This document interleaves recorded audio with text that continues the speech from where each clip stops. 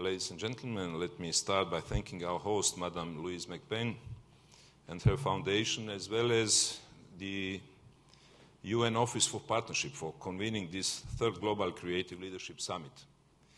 In the current state of affairs in the international arena, there is certainly a need for creative global solutions and effective leadership.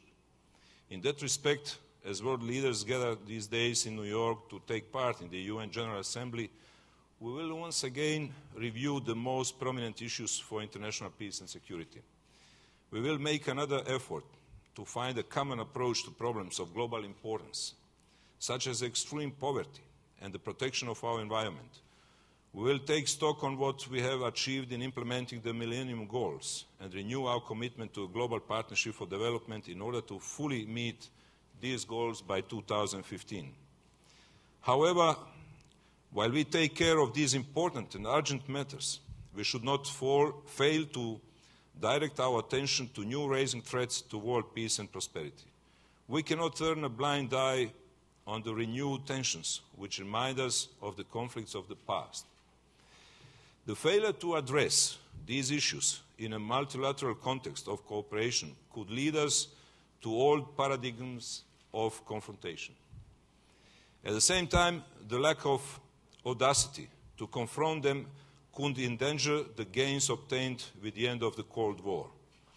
The fall of the Berlin Wall was a turning point not only for the history of Europe, but also for the entire globe. The untied aspirations for freedom, which tore down artificial barriers in Europe, have also provoked a profound change in international relations. Such an unprecedented explosion of democracy, such a powerful desire for a genuine globalization of freedom, evoked the aspirations of many for an international order of peace and progress. Yet, just as the ideal of freedom tore down the Berlin Wall, the ideology of terror tore down New York's Twin Towers and changed the world once again.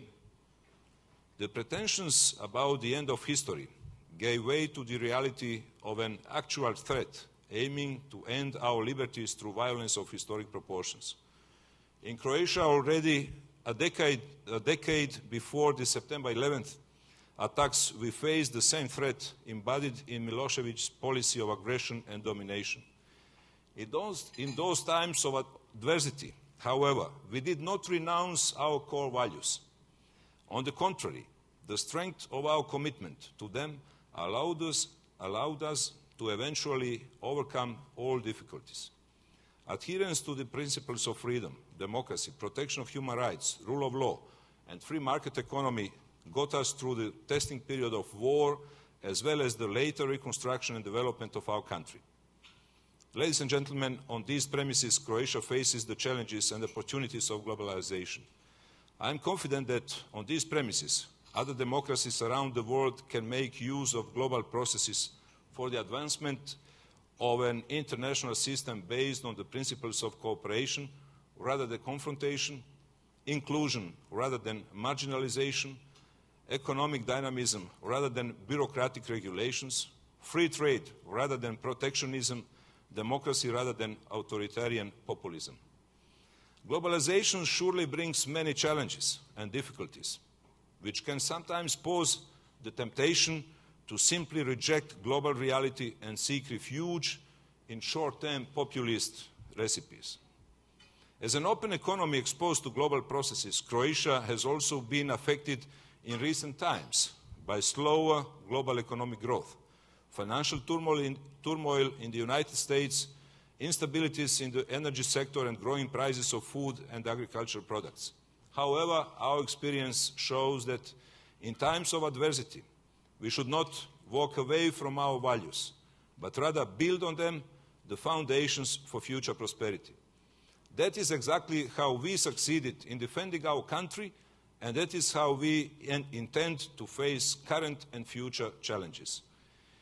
This is not the time to backpedal, but rather to accelerate our pace, finalize our transition, and complete our journey to full integration of an independent Croatia into NATO and the European Union.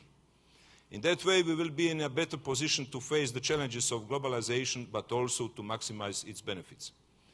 On that road, we have begun by upgrading our security, which is a precondition for progress. We understood that in a globalized world, we should take care of increasing threats at their source rather than at our doorsteps. Consequently, we turned Croatia from a consumer into a net contributor to international peace and stability. We engaged our servicemen in 15 crisis response operations on 4 different continents under the lead of the United Nations, NATO, or the European Union. With the same ambition of contributing to world security, we presented our candidacy and were elected as a non-permanent member of the UN Security Council. We have also made the political, economic and defense reforms which enabled NATO to invite Croatia at the Bucharest summit in April this year. After all members ratify our accession protocol, Croatia will be set to become a full member before the 60th anniversary of the alliance in April 2009. Next year, we also expect to conclude our negotiations with the European Union.